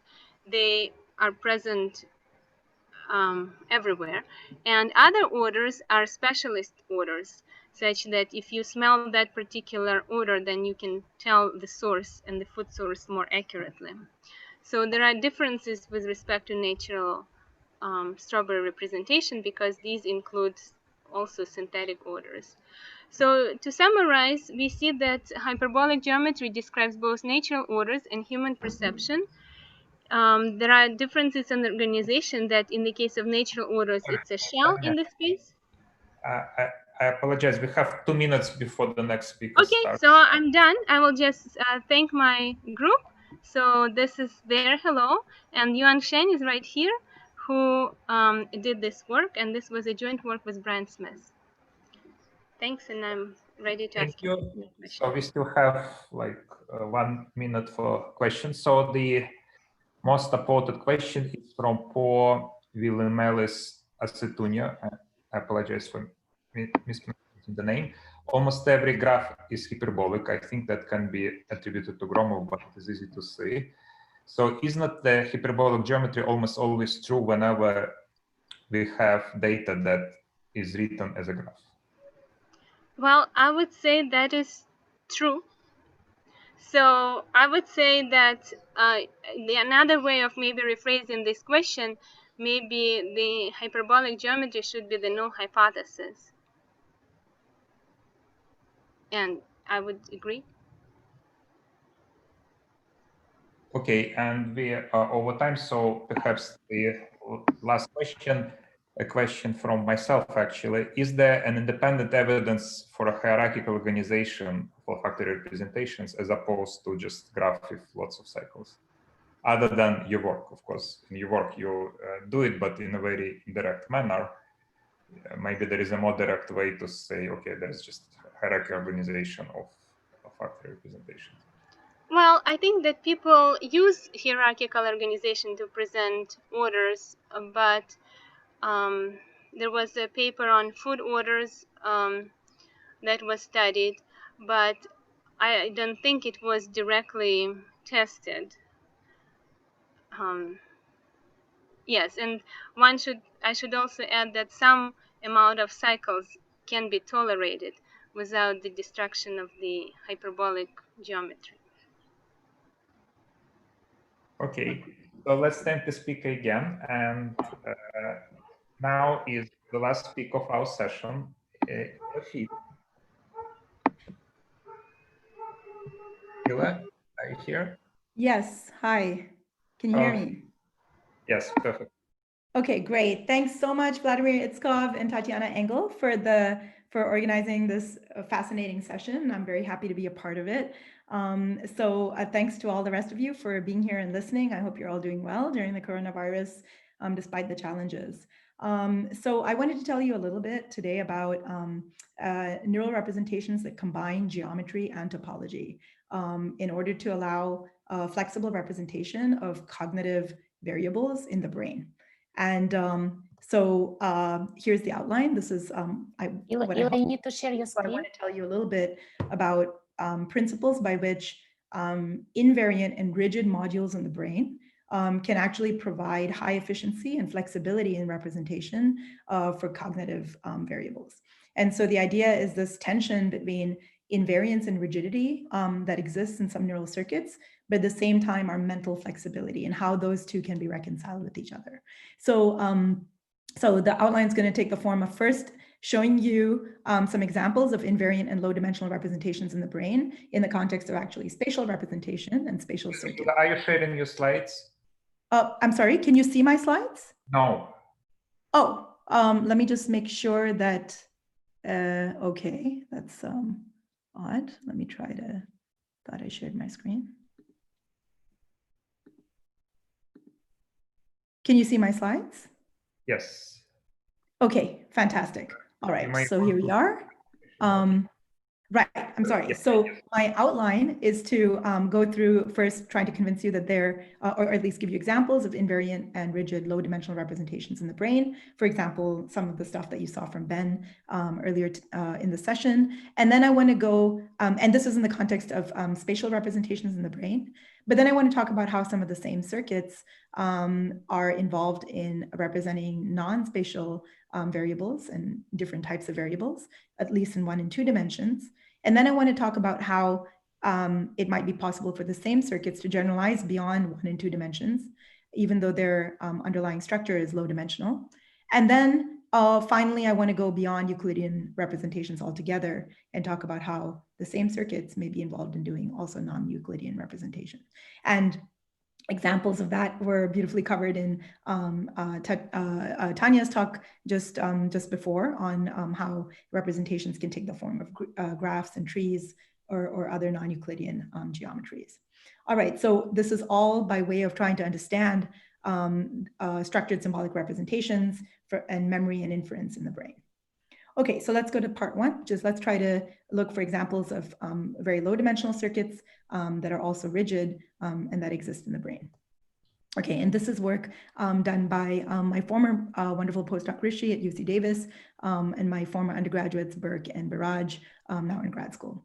Okay, so here I want to give you an example which you already saw from Ben, so I'm going to be very brief, of a rigid 1-dimensional internal compass and memory system in the brain. This is a collaborative work with Adrian Perash using, in fact, some of the same data sets that Ben talked about. So very briefly, if you look at the representation of neurons in the thalamic nucleus, ADN, in the mammalian brain as the animal is doing relatively rich high-dimensional behaviors. It's running around in 2D enclosures and it's rearing up on the walls, it's foraging for food, etc. And you look at the state space representation of the population response of simultaneously recorded cells, 30 to 40 of them in this case, but it's a circuit of about 1,000 or a few thousand neurons, then this is the structure that we see in that state space view. So these are the instantaneous high dimensional vectors, which are of the 30 to 40 dimensional vectors of population activity. And you can see that all the states lie on this very low dimensional, 1-dimensional structure that by eye, which looks like a ring, although it's convoluted. All right, and this is the waking state of the animal, of the circuit. And now the same circuit during REM sleep has a structure as well, which you can now readily see. And I hope I can click on. Try to move this.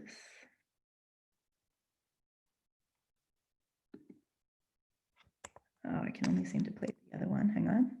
Let's just play this one.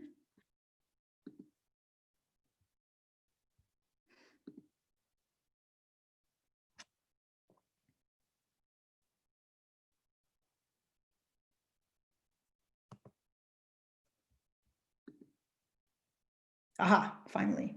So I think you can see that this other ring here, which is the same neurons in the same animal, but taken during sleep, and the animal isn't doing any spatial behavior and is not receiving any external spatial cues and is presumably driven by high dimensional noisy inputs, is really actually also a very low dimensional set of states. And in fact, if you look in this inset in the middle over here, those two sets of states coincide. They lie right on top of each other. So blue is, again, the waking states and green are the REM states. So this suggests that the circuit is something that's inherently or intrinsically a low dimensional system in its dynamics. And in fact, that low dimensional, those states are preserved across waking and sleep. We can do, a lot more analysis. We can look at, the activity of these neurons. So this ring-like structure, which from this angle looks like a figure 8, but it's really just a ring scrunched onto 2 dimensions. So over here, you can see that the width or the spread in the ring is really completely captured by just the latent variable. So we can parameterize along the ring with the 1-dimensional circular variable, and then we can just add Poisson noise onto those parameterized 1-dimensional variable, and that's in red. So it's just like generative model for data, which is just neural responses given the parametric variable in 1D, and then the addition of Poisson noise. And you can see that the thickness of the ring doesn't seem to to be containing anything beyond like the thickness that would be induced by just independent IID Poisson noise. Moreover, if we now take the neural states and regress out, compute the correlation structure, there's a lot of structure. If we regress out the measured head direction of the animal, which is like, the animal's actual head direction recorded during running around, you can see there's still a little bit of residual structure, though it's mostly gone. And now, on the other hand, if you regress out the parametric one-dimensional circular fit to this abstract state space curve, then you can see that the structure of the correlation just goes away, which means that it seems very likely that this ring is encoding, this whole group of thousands of neurons is encoding nothing more than this one-dimensional circular variable. We can do similar topological data analysis, as Ben beautifully told you about, and we find that there's only evidence for a single persistent number, a Betty 1 number, and no higher order Betty numbers. So no like two-dimensional voids, etc., in the data set, as far as we can tell. So all these lines of evidence suggest that it's really just a one-dimensional system, and moreover, the fact that it persists across waking and sleep, and also across other conditions I didn't have a chance to tell you about, suggests that it's really some kind of intrinsic hardwiring that makes the system one-dimensional, and therefore it's rigid. Similarly, again, you heard from Ben about grid cells, and what I just want to go over here is just asserting that the grid cell system is a rigid two-dimensional Euclidean coordinate and memory system for representing two-dimensional spatial positions. So this work is actually ongoing work over about a decade and a half of modeling and data analysis with various wonderful collaborators, including the Colgan Lab, the Tank Lab, and my own students and postdocs. All right, so grid cells, you've already heard about. The theoretical models of grid cells are that there's a pattern formation process. So this is a sheet of cortical neurons over here. If the neurons interact with isotropic center surround Mexican hat-like connectivity that's strong, then the population should spontaneously pattern into a nice triangular lattice pattern, and the states of this network, and in fact, all translations of this pattern are equivalent fixed points of the dynamics, and therefore the stable states of this network with this pattern are basically all shifts of this canonical internal pattern in X and Y. And that leads to a toroidal state. And in fact, the prediction is that if you were then to record from a population of neurons, one should see this toroidal activity. So these are the theoretical predictions from some work done some time ago in collaboration with Yoram Burak. Of course, these models lead to the single neuron response that you see here if you further couple these states with the movements of the animal. So every time the animal moves, say in some direction, say east in the real space, then if this pattern flows, say east in this cortical space, then you will get a periodic, spatially periodic response pattern in space as well.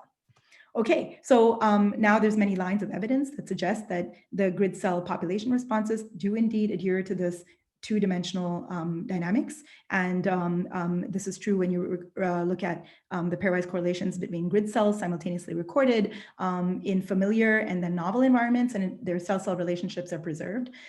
Also, the cell-cell relationships that are recorded in 1D tracks, although these cells don't look very much grid cell-like, you can actually predict the response of these cells as one-dimensional slices through an underlying 2D lattice. We can do this theoretically because of using Fourier transforms and Fourier analysis. We can predict the angle and the phase of the slice that gives you the response of this cell. And similarly, you can get the response of this cell by also computing an angle and a slice through a lattice that would give rise to this slice, to this 1D response. And we find that simultaneously recorded cells actually have parallel slices, indicating that there is really this low dimensional, again, two-dimensional underlying pattern that generates even these one-dimensional responses. Finally, we can also look at the responses of grid cells in waking and sleep, REM and non-REM sleep, so slow wave sleep and REM sleep. And waking, and you see all the activity patterns between cells, the correlations are preserved across REM and non-REM. Whereas if you look at hippocampus, where these cells project, hippocampus does not actually preserve pairwise cell-cell relationships between a run into REM and non-REM. So in other words, this low dimensional structure seems to be preserved in entorhinal cortex, but not in CA1. Okay, and then you saw compelling evidence from Ben doing topological data analysis to directly look at the state space of, simultaneously recorded hundreds of neurons, and they find directly that there is a nice toroidal structure, just as the models would predict. So, okay, so now we have established that the brain does contain these low-dimensional representations, and moreover, because of their preservation across states and time, they're pretty rigid. So now the question is, why am I talking to you about spatial representations only? Because I promised to tell you about cognitive representations, and how can the same circuits be involved in representing something different? So the first observation to make is that both of these models, both of these systems, this head compass system, the head direction system, and the grid cell system are hypothesized to, in fact, the models of these systems, and also the phenomenology, the experiments, indicate that these circuits integrate velocity cues as animals move around in the world, and then use them to update the internal state. So in other words, here is what I showed you in the head direction circuit. There's an internal ring of states, right? This is the abstract state space representation within the brain. Let's parameterize that by some angle theta. And now there's some external variable in the world parameterized by, say, this variable phi, right? And in order to build a representation, to use these internal states as a representation of the external variable requires mapping these external states to these internal states. Right? So one way to achieve this mapping is to just visit every state in this variable in the external world. And while visiting each of these states, to make a feed forward mapping or association between each external state and each internal state. So this is one way to build that representation. It's exhaustive, feed forward state by state, it's slow, and there's no generalization because you just have to visit every state in order to build each representation. On the other hand, if the representations are built in the following way, consider this, which is that you visit some initial state, say phi 0, and assign it by the same feed-forward mapping to an internal state theta 0. Okay, but now let's assume that all subsequent assignments are just made by just if moving through the world, okay, with this velocity phi dot, then that corresponds to a movement along this manifold by some velocity theta dot. Right? And if these two velocities are matched to each other, commensurate, then this integration process, so this is a process where this state moves in an amount proportional to the input velocity, and the new position is the integral of that velocity, right? So this is now a very automated way to generate this mapping. So it's you just hook up the external velocity to the internal velocity based update mechanism, and then you just map this one anchor point, and it results in the generation of states, internal states that correspond to external states that have never been visited before, because you can build this mapping for part of the circle here, and then the mapping will generalize to generate states for all the rest of the external variable. So this is an efficient process. You traverse one piece of phi and you get self-consistent on-the-fly codes for the rest. All right, and so in other words, now, given this is true, now one no longer needs to think about these internal states as representing only a single variable. Given that there's an efficient way to map from one variable to another, you could imagine from an external variable to internal states, you can imagine very easily now doing this anchoring for different variables for movement through other spaces.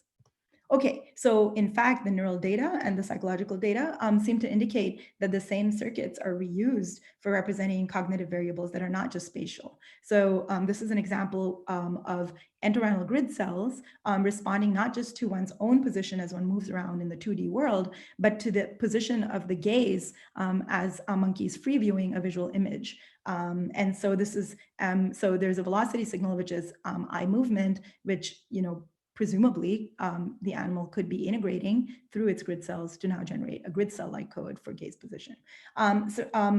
This doesn't just involve a physical velocity like eye movements, but it seems like the brain uses also movements through very abstract conceptual spaces. Like this is, subjects are shown a single cartoon bird on a screen at a time. And now the subjects can move a steering wheel and move through, as they rotate the wheel, the cartoon birds stretch, either their necks or their legs stretch.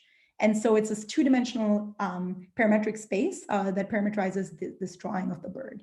And as the subjects navigate through this abstract 2D space, then their fMRI signatures of activation in entorhinal cortex would seem to match the activation of entorhinal cortex when subjects navigate virtual spatial 2D environments. So it suggests that this kind of navigation through the stretchy bird space is somehow akin in the neural representations that it generates to navigation through physical 2D spaces.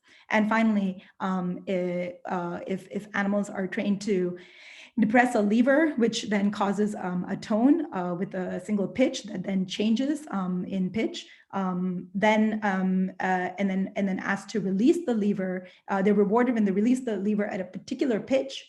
Then these animals form representations through this auditory pitch space that look like place-like fields that tile all of these different pitches. So it seems like animals are capable of using these same spatial circuits to represent these non-spatial variables. And one other thing, though, so this seems to suggest that there is flexibility. So despite the rigidity of the state space representations, it seems like the mapping between these rigid state space representations and the external world are flexible. Okay, so one more piece of evidence that these representations are quite rigid is in the actual physical 2D layout of cells in the cortex. And so this is an experiment from the Tank Lab where they do direct calcium imaging of the surface of medial entorhinal cortex as the animal's navigating in virtual reality, and then they map the anatomical location of the cells that they're measuring and the firing properties of those cells. And they find that cells that have the same spatial phase of firing tend to form little clusters. So orange is all the cells with a similar phase here, and they form little clusters that are local, but then they also are found in multiple different clusters. And in fact, those multiple clusters themselves form a triangular lattice in the physical space of the cortical sheet. And so you can see also that these green clusters are offset from one another by the same amount as these orange clusters are offset from one another, or as these blue ones are offset from one another. So in fact, if you plot the relative physical location with the relative, if you plot the relative physical locations of all cells with similar phase differences, then you find that they all lie on a triangular lattice in the cortical sheet. So in other words, this is saying that at least in rodents, the grid cell circuit is a physical 2D grid, as in the simplest attractor models. And moreover, the rigidity of the state space is not just rigidity of the fixed points of the dynamics, but it might also be just enshrined or encoded in the very layout of the circuit, right? Suggesting that maybe as these cells are more flexibly representing other variables, nevertheless, there's some aspect of the representations that cannot be changed, which is the two-dimensionality in the physical layout. Which then begs the question of, if these circuits are indeed capable of abstract cognitive representation, one has to understand how they could underlie representation of variables that go beyond 2 dimensions. And the reason why is because, first of all, there's a lot of variables that we represent when thinking or when we're interacting with the world that go outside of 2 dimensions. So for example, this is the tunnel system of rats underground, and these are intricate 3-dimensional structures, although with a locally 1-dimensional passage-like structuring. But they're 3D. They occupy 3 dimensions and are branched. Similarly, we talked about in one of the other talks these spatial representations. What might they look like in flying animals? So bats or birds. In this case, facetiously, a rodent with a balloon on it. And similarly, we readily navigate through these conceptual spaces, like that's cartoon bird space. And one could imagine going from just a 2-dimensional bird space to a higher dimensional bird space. Or for example, when we talk about, semantic representations representing language and concepts, those are high dimensional. Okay, so one way that one might imagine doing this kind of higher dimensional representation is by just directly forming, imagining the brain forms higher dimensional grid-like patterns, right? So imagine that, a single grid network now, instead of representing 2-dimensional grids, represents directly is itself, representing a 3-dimensional grid. But this idea, it's possible. It's certainly one hypothesis which needs to be tested, and it would be very interesting to see if grid cells are indeed really, two-dimensional, even when representing high-dimensional spaces. This is our assumption because we think that rewiring the brain in a circuit to have higher dimensional representation, first of all, incurs a high neural cost, because if you want to represent a d-dimensional space with a fixed resolution per dimension, it requires a number of cells that grows exponentially in the dimensions, right? There's also a loss of the 2D relationships or manifold structure. If you had to rewire the grid circuit to produce high dimensional grids, it would mean that you wouldn't just have these two-dimensional relationships, which seem very rigid and they seem hardwired in the spatial layout of neurons. So it's hard to imagine how you can go from representing 2 to 3-dimensional variables by rewiring the circuit. And it's, again, inflexible because it requires fully restructuring the recurrent network for each dimension. So if one can't rewire grid cells to have higher dimensional representations, then how could one use these same low dimensional systems to represent high dimensional variables? So let's think about the concept of modularity again. So and talk about how this can solve some of our problems. So if we look at there are two things that modular representations can do for you. So one thing that modular representations can do for you is something that grid cells already do for you. So what grid cells do is that they allow the representation of an exponentially growing number of states, okay, or the range the range over which a fixed dimensional variable can be represented. So in other words, let's consider the following. So if you have, say, a group of neurons, n neurons, but I divide them into two distinct populations, the blue set and the green set. And suppose the blue set is periodic with one period and the green set is periodic with another period, and they both represent together this one-dimensional variable. In that case, now if I were to plot the, because these are periodic, each of these representations are a phase. So this is a phase 1 and phase 2. And actually this pair of populations now is representing this line as by curving it up in this two-dimensional representation space. So it generates a two-dimensional representational space for a one-dimensional variable, and thereby allows the representation. It basically creates all these coding states that range in number as n over 2 squared. Okay, and similarly, if you divide the set of n neurons into m populations, then it allows the representation of ranges as big as n over m to the m. So the range of positions, for example, in 1D that you could represent with just n neurons grows exponentially in m, the number of modules.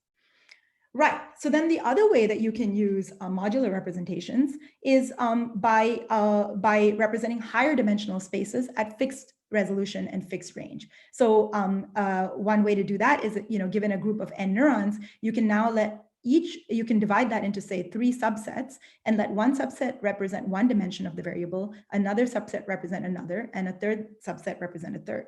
So it's possible to do that. And now with just n neurons, you can represent 3 dimensions, and you don't need a number of neurons that increases exponentially with dimension. And this is nice, right? It solves the curse of dimensionality. But the problem is that this is not a flexible way to wire and allocate neurons, because now if the variable dimension changes from moment to moment, then you need to reallocate neurons to 3 modules, or 4 modules, or 1 module, or 2 modules, so there isn't a flexible way. So now the question is there a flexible way to both represent large ranges, large numbers of dimensions, and do so without rewiring?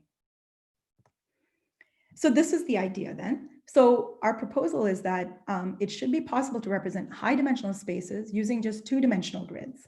Okay, and the idea is actually conceptually quite a simple one. So consider that you have this 3-dimensional bust of Beethoven, and you only have a series of 2-dimensional representations to describe it. So, so this is a common problem. In fact, this is how our retina captures the world.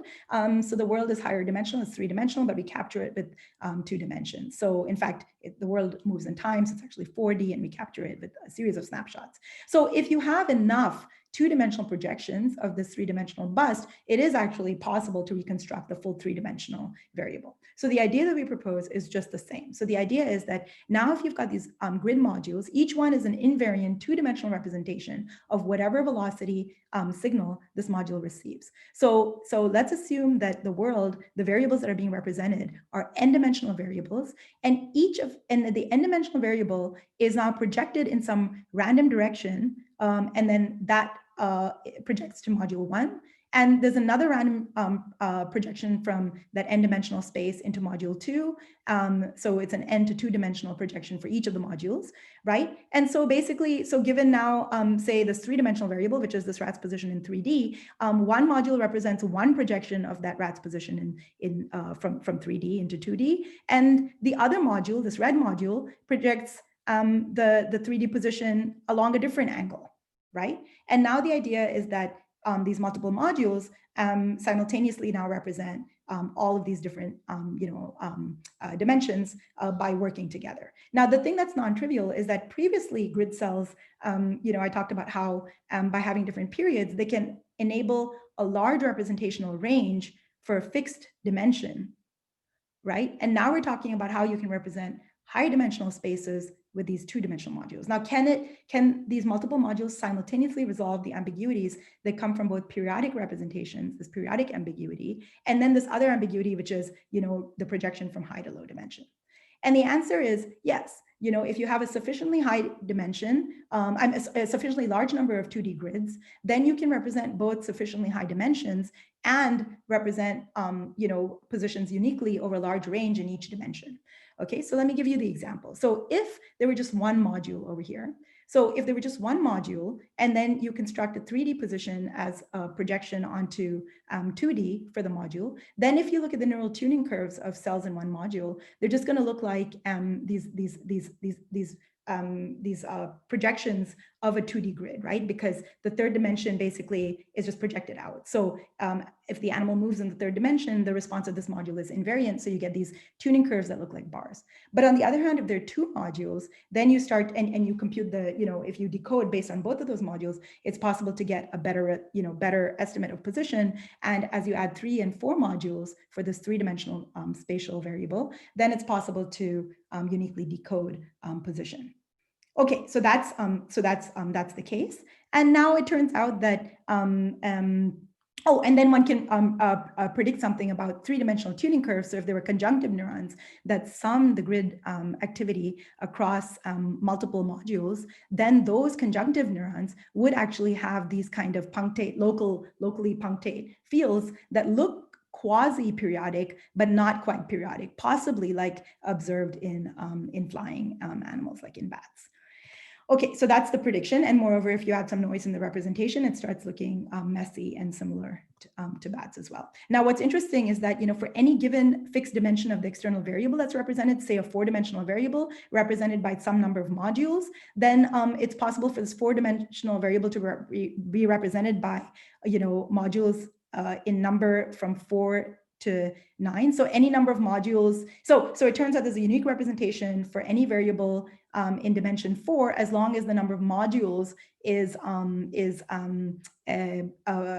bigger than or equal to 2, because each module itself has a 2-dimensional representation. So you can have 2 modules represent a 4-dimensional variable, but then the more modules you have in excess of that, the bigger your range. So this capacity refers to how long can you go along one dimension and have a unique representation and uniquely decode position within that. And so you can see that the capacity of this range grows exponentially in the excess number of modules that's devoted to the code. Now, not only is that true, but it turns out that this representation has an on-the-fly trade-off between range and dimension. So what that means is that you fix the projections from the external variable to the modules, and then you can decrease the number of dimensions of the external variable. So there's some dimensions that are never used, right? In the external, you never traverse those dimensions in the external world. But nevertheless, so what changes is that if you now start from a 6-dimensional representation and scale back to a 4-dimensional representation, meaning only traverse 4 dimensions in the external world, and now look at the representation in these grid cells according to this fixed random projection, it turns out that the range or the capacity of the code along each dimension then scales up from 6 to 4. You can see that the range that you can achieve per dimension is scaled up. Okay, and this is completely automatic. There's no rewiring involved in this whatsoever. So the system smoothly and continuously trades off the encoding of dimensions. And if you scale the number of dimensions down, then the range per dimension with no plasticity required and no rewiring required. So now how is this possible? So I'm going to basically end over here. I think I'm basically out of time. Is that right, Vladimir? Yes. Yes. So, so I want to just give you a conceptual view of how this works. So, so the first picture I told you, okay, so the first picture I told you was grid cells encoding by using 2 modules, right? They're encoding a single variable of fixed dimension, but with very large range. Okay, so this is a single variable. Let's just call it XY, or I'm going to call that a single variable, but it's 2-dimensional position. Okay, so there, what's going on is as you move along in XY, then oops, the grid representation scrolls, right? The 2 phases update, and then this is a periodic representation. That's the essential nonlinearity in the grid cells. So it comes out the other side and emerges, you know, out here and continues on and so on. So you wrap around this 2-dimensional space and thereby, you know, this 2-dimensional module space, and you can generate a large amount of capacity per dimension. Okay, now on the other hand, you can take those 2 modules and you can devote them to representing one variable, if you know, or one component of the variable or a different component of the variable. So you can have one velocity in z move you along the phase in module 2, and the other component move you along module 1. And these 2 don't interact, in which case then you've devoted yourself to having one dimension for one module, another dimension for another module. So this is the example of an efficient representation, but it's rigid because you have to pre-allocate your modules. Now, by contrast, the version that we're proposing here is that you've got these 2 variables, x, y, and then z, okay, these 2 different variables, and each of the variables is coded by both of the modules. So x, y projects to both modules, and z projects to both modules, and both of them cause displacements along the phase of both modules. So now what happens is that, you know, any given point, like you can reach this white point in the coding space by moving either in xy, or you can reach it by moving in z. And so in other words, it's possible to access every point in the coding space by either using multiple dimensions in the external world, or by just, if you're not using the red dimension, you're only using XY dimension, you're only moving there, in which case that coding point is reached by moving in just XY long enough. So in other words, all the states are available by movements either across dimensions or long distances in a single dimension. So this form of efficiency combines modularity and nonlinear mixed selectivity for highly flexible coding. So this mixed selectivity idea comes actually from Stefano Fusi's beautiful work from a few years ago. And now we've added the idea of modularity together with nonlinear mixed selectivity to provide efficiency. So I'm just going to end here. So I'm just going to say that coupled with the velocity input from any metric space of any dimension, you can represent that metric space. That's what the grid cells can do. All of these integrator networks can do that. And they allow for spontaneous self-consistent representation and memory for states in new spaces, even after just partial exploration of the space. And they can represent arbitrary high dimensional vector spaces up to dimension 2 times the number of modules, and flexibly trade off exponential coding range and dimensions. And so I have run out of time, so I can't tell you about non-Euclidean representations, but that's what we've been working on next. So I'm just going to stop here. And if there's any time for questions, I'll take it while I show you this movie. Okay, thank you. Thank you for your talk. So since this is the last talk, maybe we can allow ourselves to run a little bit over time. So there are questions. The first question is by Lucas Kismers. I apologize for mispronouncing the name. How come we cannot imagine spaces larger than 3D spatial then? How can we not imagine spaces larger than 3D? Well, I mean, so I think you mean Euclidean spaces larger than 3D. I mean, in some sense, we have a symbolic knowledge of spaces larger than 3D, right? Like the fact that we can write down, you know, Euclidean coordinate systems in 4 and 5D and reason about them and do mathematics on them, I think means that on some level we can. I think imagining it, if you mean like in our visual framework, right, it's clear that we can't. I think our visual system is really confined to 3+1 dimensions, like the time dimension. But I think that we are symbolically able to reason in higher dimensions. And in fact, I really hope that, you know, I get a chance in the near future to tell some of you about, you know, some of these non-Euclidean and, representations, because that's another example of something that we may not, you know, like Tanya talked about, you know, our world is Euclidean, but at the same time, we can reason on non-Euclidean spaces, right? One example of that is the family tree. You know, my son's daughter is my granddaughter, and then her brother would be my grandson, right? I can reason about that. So if I know local relationships like brother and sister, then I can, you know, if someone just told me that Matthew is her brother, then I immediately know that Matthew is my grandson, even if I had never, you know, been told that Matthew was my grandson. So in other words, it's possible to do reasoning and inference on these structures that are both higher dimensional and also non-Euclidean. Okay, thank you. And another question from Tanya Engel. How do you calibrate the velocity input? That is a fantastic question as well. So in fact, yes. So so just to put that question in context, the idea is if you have an internal set of states, which is say a circle, and an external set of states, which is also some circular variable, then if once the external variable has gone through 2 pi, you would want the internal representation to have also gone through 2 pi, which means that the velocity should be mapped onto each other. And so what it means is that one needs to have a system for calibration. And our thought is, so we're building models of that right now. And the thought is that Hebbian learning, or some kind of a Hebbian learning with some like error, you know, so like 3-term Hebbian learning with some error modulated Hebbian learning should be enough to do that. It's a great question. Okay, and the last question, are there advantages for multi-modular low-dimensional organization versus like a fewer number of modules but in high-dimensional space? Is there any way? Yeah, that's a great question too. So, okay, so now the question is, how many neurons does it take to build a representation that's intrinsically d-dimensional? So the number of neurons that it takes is, it grows exponentially with the dimension d.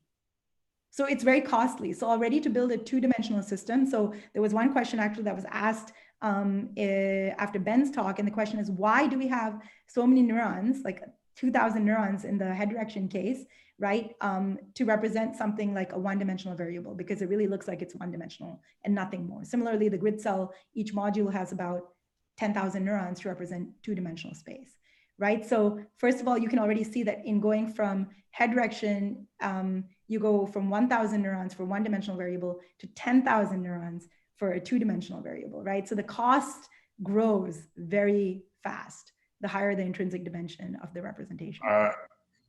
Ila, can I ask the follow-up question very quickly? So, but if I remember your slides correctly, your number of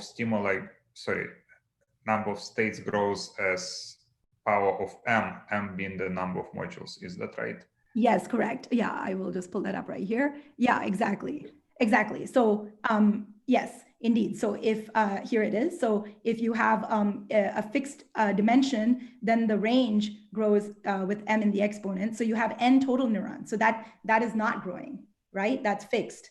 And then okay. Yeah. Okay, I get it. Okay, thank you. So that's the advantage, right? So normally, yeah, and over here, by breaking it into one module per dimension, again, you can just have a fixed number of neurons, n, and then you can represent higher and higher dimensions. But if you have a single joint representation, so if you have in grid cells, to generate a 2D grid, you actually need square root of n times square root of n neurons arranged on a single sheet. And then you have to have pattern formation on that sheet, right? So in other words, if you have square root n by square root of n neurons, then you use n total neurons, but then your resolution per dimension is now root n instead of n. So it's very costly. Okay, thank you for your wonderful talk. And this is the end of our session. So there are also there is also a poster session that I believe happens right now. Yeah, I like, yeah, thank you. I would like also to thank all the speakers for their wonderful talks. And I would like to point out that there were more talks, there were more questions compared to what we were able to ask during the sessions, but we have a Slack channel, Neural Coding Slack channel, and all the speakers were invited to join these channels. So we also encourage attendees to go to the Slack channel and ask their questions on Slack. So there will be more opportunities for interactions. And at this point, I would also announce that there is a poster session happening right now. Instructions on how to connect to individual poster presentations via Zoom are given in the program booklet. So I would encourage everyone now also to go and check out the beautiful posters. Thank you. Bye, everyone. Thank you. Bye. Thank you. Bye.